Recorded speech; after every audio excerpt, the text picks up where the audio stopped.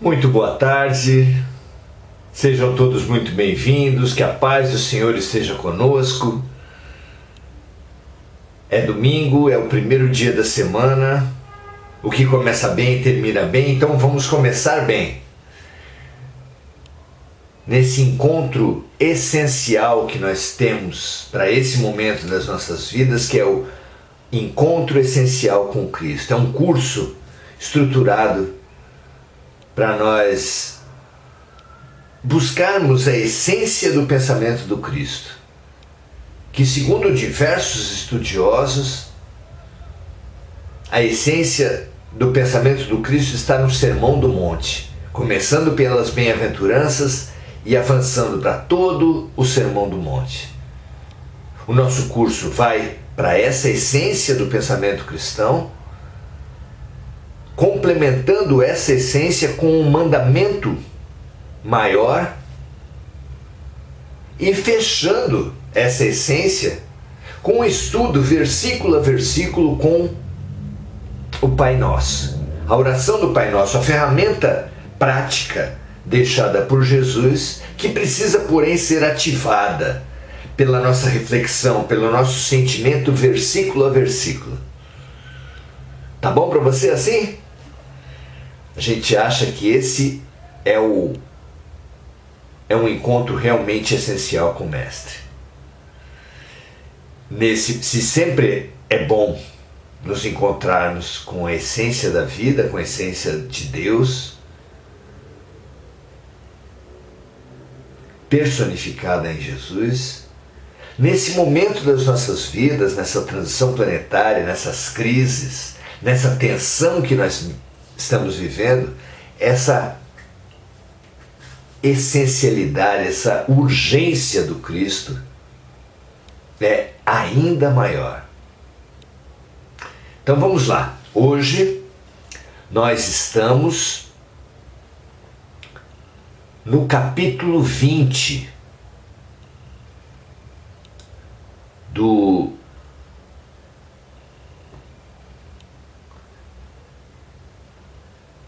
Evangelho de Mateus. Não é no capítulo 20, é no versículo 20 do capítulo 5 do Evangelho de Mateus.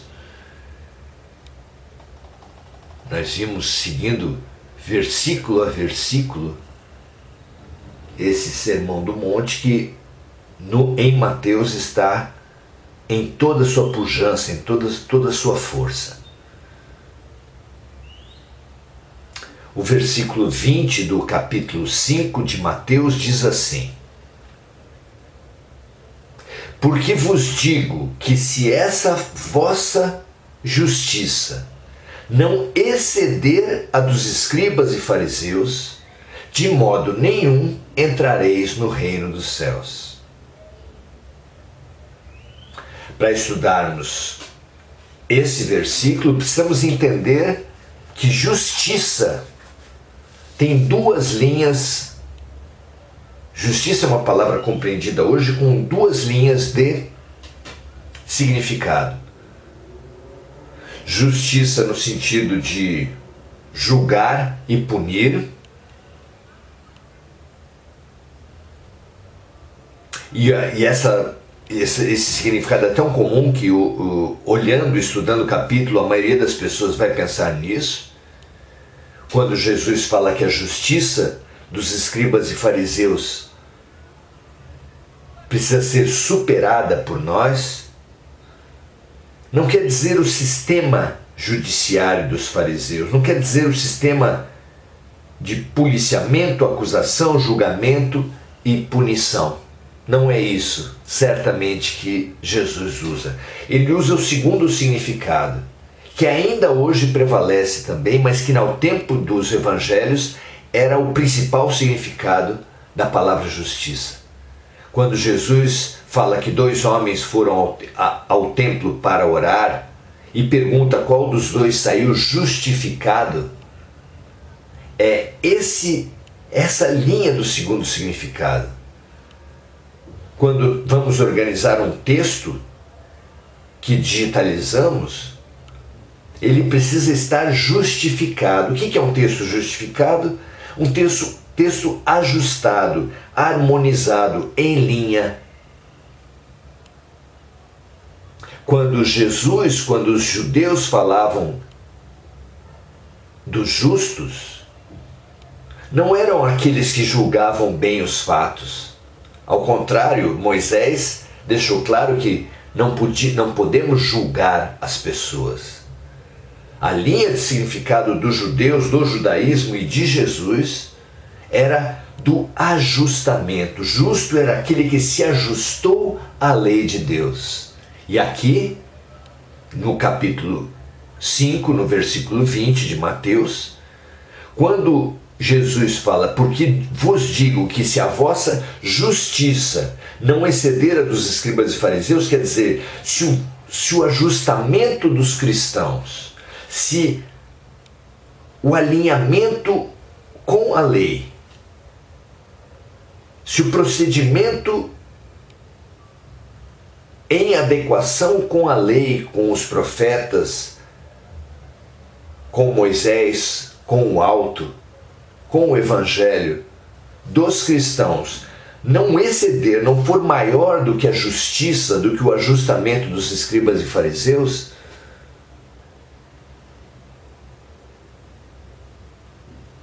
de modo nenhum os cristãos entrarão no reino dos céus. O que Jesus quis dizer com isso? Em diversas outras passagens, situado no contexto todo da mensagem evangélica, Jesus deixa claro como ele vê a relação dos escribas e fariseus com a lei. Qual é a situação, a harmonia, o ajustamento dos escribas e fariseus com a lei? É, infelizmente, uma relação baseada na hipocrisia. Jesus fez um longo discurso contra os escribas e fariseus hipócritas, que são como sepulcros caiados, diz o mestre, por fora branquinhos e por dentro cheio de podridão. Em outro momento ele fala para nós cumprirmos o que eles dizem, o que os escribas e fariseus dizem, mas não o que eles fazem. Porque eles colocam no ombro dos outros obrigações que eles mesmos nem pensam em cumprir. São várias passagens que convergem para o mesmo ponto. A relação dos escribas e fariseus com a lei é uma relação verbal, é uma relação de declaração, uma relação social, é um personagem, uma máscara, e não uma verdade. Relação, aliás, que não é apenas os escribas e fariseus, que infelizmente caracteriza os religiosos em todos os tempos. Apregoam virtudes, defendem enfaticamente certos valores que eles, porém, não praticam. Somos assim os religiosos de todos os tempos e precisamos, segundo Jesus, superar essa postura, superar a hipocrisia, superar a mentira. Tema tão importante para esses nossos tempos de hipocrisia, de redes sociais, de imagens, de máscaras, de fake news. Infelizmente, precisamos admitir que a postura humana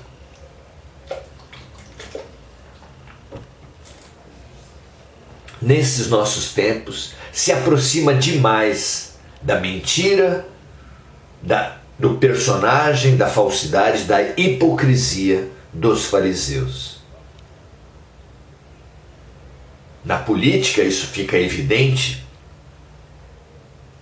O marketing político quase nunca, praticamente nunca manifesta as ideias próprias dos candidatos, mas sim o que as pesquisas apontam que o eleitor quer ouvir.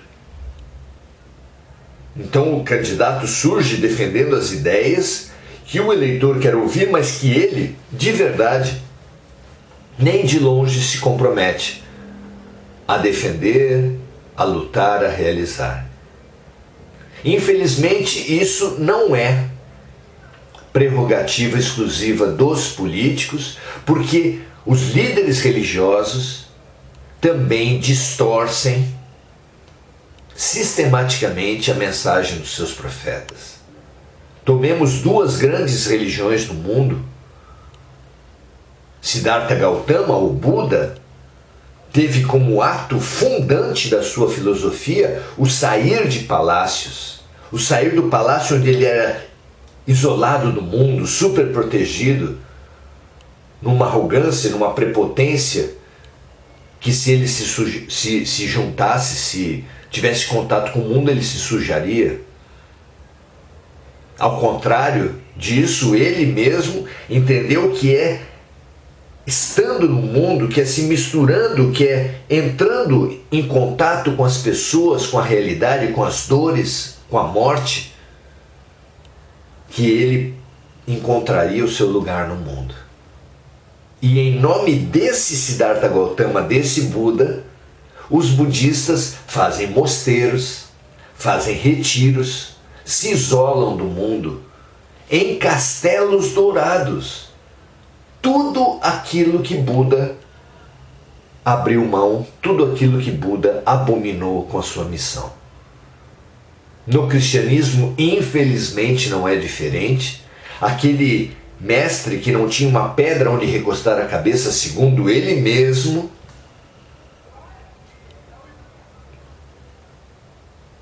é tema, é pretexto de um império financeiro, político, de mídia, sem precedentes. Não apenas no catolicismo, essa organização transnacional que ultrapassa essa aberração chamada Vaticano, mas também no protestantismo, que tem hoje no neopentecostalismo essa teologia da prosperidade, em nome de um mestre que não tinha onde recostar a cabeça. Um mestre que colocou como primeira virtude da elevação espiritual a humildade. Bem-aventurados os humildes, porque deles será o reino dos céus. Ou seja, deturpamos completamente, usamos, invertemos, subvertemos, distorcemos as mensagens dos mestres para justificar as nossas prioridades. Ao invés de divinizar a criatura, humanizamos o Criador. Essa tem sido a nossa tragédia, essa tem sido a nossa mentira, essa tem sido a nossa hipocrisia também na religião. Mas em todas as partes se faz marketing. Até no encontro na noite, pessoas se encontram e se apresentam não como a sua verdade, mas como personagens que buscam a sedução, personagens que imaginam os formuladores dos personagens que o outro mais deseja conviver, falando o que o outro mais quer ouvir. É a cantada, é a mentira nas relações humanas. Vestimos-nos, falamos, temos a postura, os gestos, tudo para atrair as pessoas que nós queremos seduzir, não baseados na nossa sensualidade natural, na nossa inteligência natural, nas nossas ideias, mas como marketing para o que o outro deseja usar. Essa propaganda que está presente em tudo, que financia esporte, cultura, que financia política, religião, que financia tudo. Mas o marketing hoje extrapola o limite do financiamento das instituições para também ser a estrutura de funcionamento da mente humana. Nessa era de blogueiros, de busca obsessiva pela popularidade, pelos likes, pelas curtidas, pelos seguidores, tudo virou marketing. Tudo virou fake news, tudo virou mentira. Tudo virou hipocrisia. Precisamos demais reconhecer isso e perceber Jesus falando para nós que a nossa relação com Deus, o nosso ajustamento a Deus, a nossa justiça, como diz Jesus, precisa exceder a dos escribas e fariseus, precisa vencer a hipocrisia. E como podemos nós vencer a hipocrisia? Primeiro, percebendo que a mentira não se sustenta, que a mentira tem pernas curtas, como se dizia antigamente, que a mentira coloca a criatura num estágio de tensão permanente, porque é muito difícil manter uma mentira, dá muito trabalho, nos estressamos para sustentar os nossos personagens. É terrível. Precisamos realmente perceber a dor, o sofrimento que está por trás da mentira, das fake news, da manipulação, das seduções, das cantadas, do marketing. Urgente percebermos isso. Baseados nessa constatação do trabalho, precisamos constatar também do trabalho que dá manter uma situação de mentira, precisamos constatar a doença que está no fundo disso. Como é doentio ficar colando máscaras no rosto. Como é doentio buscarmos cirurgias plásticas para alterar permanentemente nosso rosto, a nossa beleza. Como é doentio, além de trabalhoso, esse modelo de vida baseado no marketing, na mentira, na hipocrisia. Não se sustenta. Uma hora, o médium, como João de Deus, que usa o espaço do sagrado, os padres, como tantos foram os denunciados, que usaram o espaço do sagrado para conseguir dinheiro, para obter vantagens, para satisfazer taras sexuais. Como esse império, como esse castelo podre desaba, como tudo soterra os marqueteiros, os mentirosos, os personagens inventados para manipulação. Precisamos demais perceber isso como uma lição. Cada vez que um escândalo desse vem, como os que envolveram praticamente todos os líderes religiosos, todas as religiões, precisamos demais perceber a idolatria. Esse sistema de mascaramento, de marketing, de sedução, de dominação, de manipulação, como uma grande doença, que inclusive nos impede de crescer e de aprender. Porque a vida é sim uma escola e um hospital, e só consegue aprender aquele que mapeia claramente as suas insuficiências. O que faz um bom estudante antes de um concurso?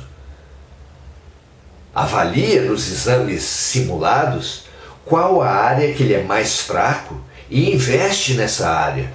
O que faz um lutador dessas artes marciais combinadas? Avalia aonde ele é mais fraco e fortalece. O que faz um ator que busca a sua completude, um ser humano em geral que busca a sua completude, se avalia e investe na sua melhoria. Como pode alguém investir na sua melhoria se habituou-se à mentira, ao marketing, aos personagens, à máscara? A máscara não pode evoluir. A máscara não existe. Só o ser evolui.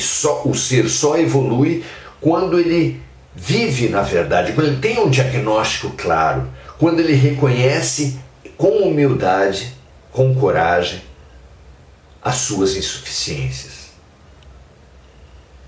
Vejam como é preciosa a lição de hoje, meus amigos, minhas amigas. Na nossa tarefa para a evolução, como é importante avançarmos para a verdade, sobrepujarmos a hipocrisia, sobrepujarmos o marketing, sobrepujarmos as máscaras sociais que parecem convenientes, parecem espertas. Como é fulano engana bem as pessoas. Como isso é terrível na nossa sociedade. Como a grande vítima da enganação, do marketing, da hipocrisia é o próprio autor, que atola, que não avança, que se paralisa, que adoenta, que se desgasta, que exaure para manter essa mentira, e pelo veneno próprio, que é viver em mentira, e pela impossibilidade de crescimento gerada pela mentira. Somos livres por Deus, somos livres por criação. O amor só pode amar em liberdade. Deus respeitará sempre aqueles que desejarem permanecer na mentira. Mas é claro que indo a humanidade para um mundo de regeneração, evoluindo a Terra do paradigma da dor para o paradigma da boa vontade, na regeneração que é essencialmente trabalho, melhoria, harmonização, aqueles que teimarem na mentira, que teimarem em não reconhecer diagnósticos, não reconhecer a sua insuficiência, não poderão evoluir. Precisarão de mais dores, de mais vivência das suas fragilidades, de como é fraca essa vida de mentiras. Ele precisará exaurir em profundidade todo esse sistema doentio para gerar a vontade, como um alcoólatra que precisa às vezes de muitos vexames, de perdas profundas, como um bandido, como um criminoso que precisa levar muitos tiros, ver ameaçada a sua vida, um drogado que precisa fazer uma overdose e quase morrer. É muito comum que precisemos aprofundar nossa vivência no velho modelo para desejarmos verdadeiramente a mudança. Porque sem esse desejo verdadeiro, nem o doente se cura, nem o viciado se liberta do vício. Ninguém se aperfeiçoa, ninguém alcança o novo, o homem novo, sem estar verdadeiramente exausto do homem velho. E isso só se faz baseado na verdade. Conhecereis a verdade e ela vos libertará. Hoje, nós vivemos na mentira e ela nos aprisiona. Quem quer a liberdade de verdade? Quem quer a evolução de verdade? Quem quer pagar o preço para a melhoria, que é a vida em sinceridade? São tempos duros. A nossa segurança, a nossa paz, a nossa defesa nesses tempos de tantos ataques das trevas, precisamos perceber aonde ela está. Temos 4 manifestações básicas do ser: os pensamentos, os sentimentos, as palavras e as ações. E essas 4 manifestações podem ser comparadas a 4 muros de um terreno. Se você tiver numa face, na face da frente desse terreno, um muro alto, fortificado, mas nas outras 3 faces não tiver nada, você estará em segurança? Claro que não. Se além da face da frente tiver também esse muro forte na face do fundo, você estará em segurança? Claro que não. Se além de na frente e no fundo, de um lado, você tiver um muro forte, com todo o equipamento alto, grades, cercas, câmeras, mas tiver uma face do seu terreno que não tiver nada, você estará em segurança? Claro que não. Somente o sistema de segurança estando nos 4 lados de um terreno, pode-se dizer que o seu proprietário, que o seu habitante está em segurança, não é assim? Pois nós também. Precisamos demais alicerçar o que a gente faz no que a gente pensa. Você precisa que as suas ações sejam expressão do seu pensamento. Você precisa, e eu preciso, nós precisamos que as nossas palavras sejam a expressão dos nossos sentimentos. Que o que a gente faz e fala seja produto do que a gente sente e pensa. Dessa coerência, dessa verdade interior, é que surge toda a nossa força, toda a nossa defesa. Tenhamos essa certeza. Quando Paulo diz, sejam sim, sim e não, não, é para sermos coerentes, integrais, dentro de nós e, consequentemente, nas relações na vida. Daí vem a nossa força, daí vem a nossa segurança, daí vem a nossa resiliência, a nossa capacidade de enfrentar o que quer que venha pela frente. Conheça-se, meu amigo, minha amiga. Fortaleça-se internamente. Jogue fora as mentiras, as fake news, a hipocrisia, o marketing. Precisamos demais da verdade. É hora da verdade para a humanidade. Que essa hora seja atendida por todos nós. Nada que é oculto deixará de ser revelado. Agora é o momento de cada um mostrar a sua real evolução, a sua real força, a sua real dedicação aos ideais que nós até aqui temos apenas falado, temos apenas manifesto nas nossas máscaras sociais. Chega de máscaras. Na hora da verdade, precisamos praticar o que falamos. Ninguém será justificado, ninguém entrará no reino dos céus, na linguagem de Jesus, pelo que fala, pelo que faz, mas pela integração, pela força, pela coerência entre o que pensa e o que sente, entre o que fala e o que faz. Que essa seja a nossa força. Observe-se, analise tudo que você já perdeu pela mentira, pelo marketing, a fraqueza, a doença que tem nessa vida assim. E tome uma decisão pela verdade. Porque Jesus é o caminho, Jesus é a verdade, Jesus é a vida. Ninguém vai ao Pai se não for pelo caminho, pela verdade, pelo caminho, pela verdade, pela vida, que é Jesus, que é o amor. Esse é o caminho.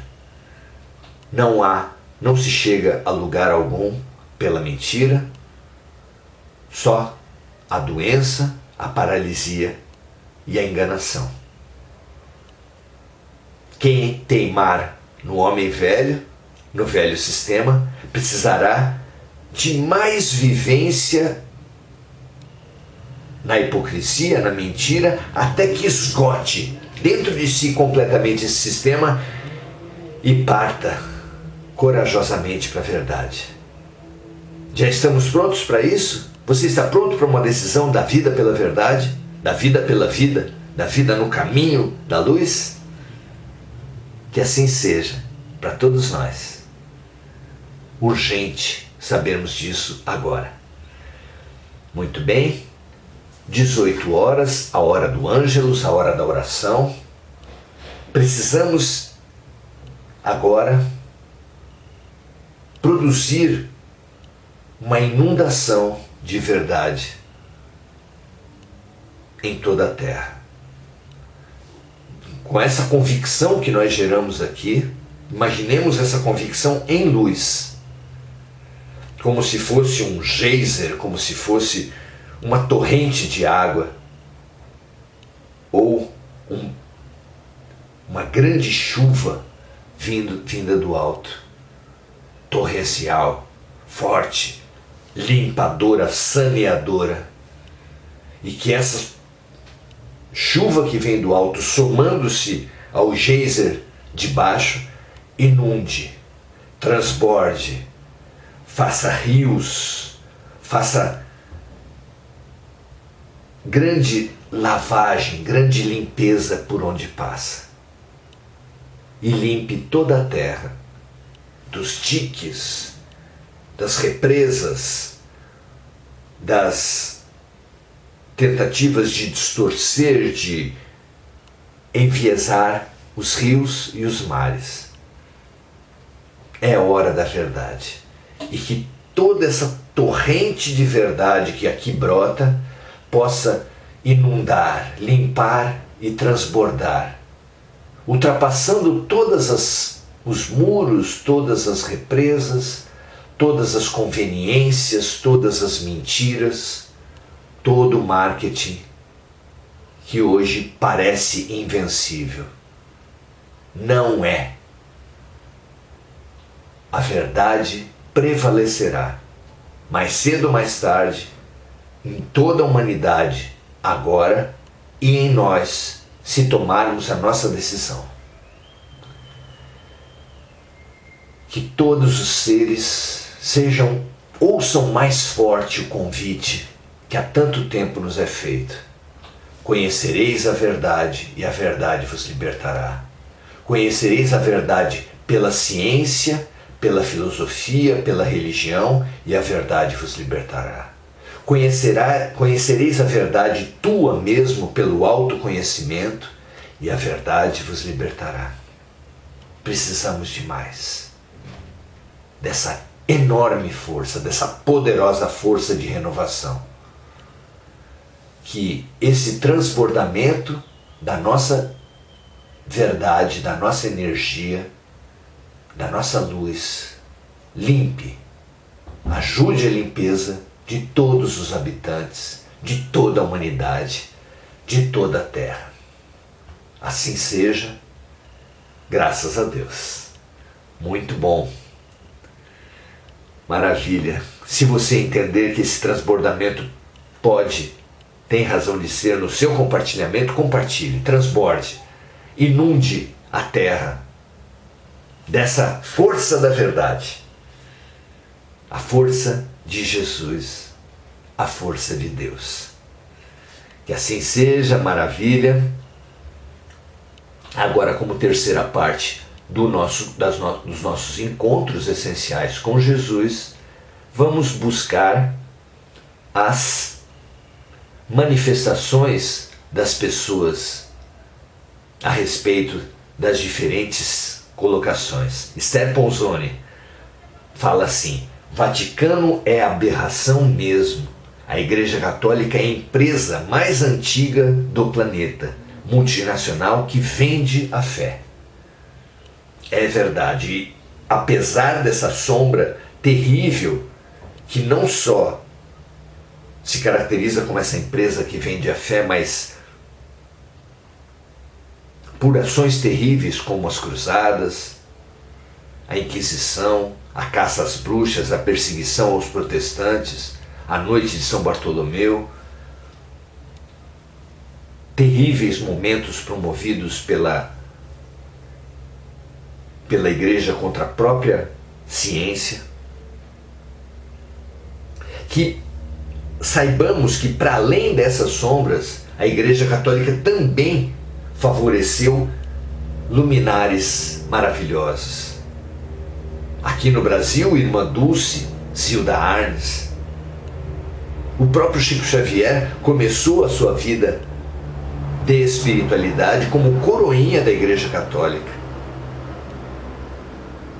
No mundo, Francisco de Assis, Clara, Madre Teresa de Calcutá,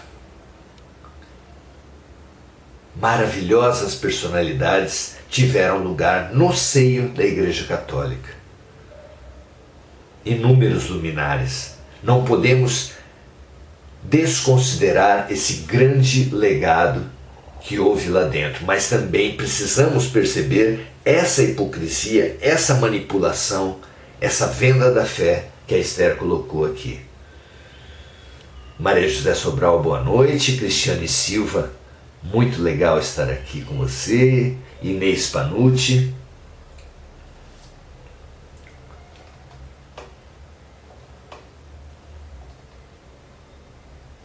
Ju Passos, Yara Ferreira.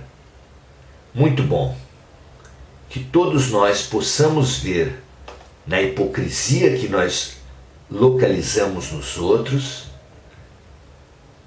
um espelho para analisar e desafiar a nossa própria hipocrisia, a nossa própria antinomia, as nossas contradições. Parte delas próprias do mundo do crescimento, contradições próprias do crescimento. Mas quando elas são conscientes e planejadas na hipocrisia, elas fazem uma doença fundamental de ser enfrentada e superada, como nós tivemos aqui a recomendação no Sermão do Monte para fazermos. Muito bom termos essa oportunidade. Limpe-se, limpemo-nos de toda a estrutura antiga e nova, religiosa, política e individual, que tantas vezes prefere a mentira, prefere o marketing a enfrentar verdadeiramente a verdade, sem perceber que a vantagem imediatista que se consegue com isso é muitíssimo superada pela desvantagem, pela paralisia, pela prisão de alma que representa a mentira, o marketing, a hipocrisia. Vitória sobre nós mesmos, vitória sobre o homem velho, vitória com a verdade. Que assim seja para vocês, para mim, para todos nós. Encontros Essenciais com Cristo continua no próximo domingo às 17h30 e durante a semana continuamos a nossa jornada de autoconhecimento na oração-ação, todos os dias às 18 horas. Espalhe. O que é bom precisa ser espalhado. Para muito além desse milagre da multiplicação das trevas, que é a fofoca, que é a mentira, que é a hipocrisia, que são essas estratégias de enganação e de manipulação que hoje são tão espalhadas na sociedade. Precisamos da verdade, como nunca, como lastro de todas as nossas construções. Um grande abraço para você, uma ótima semana, ótimo final de domingo e até a próxima vez. Tchau!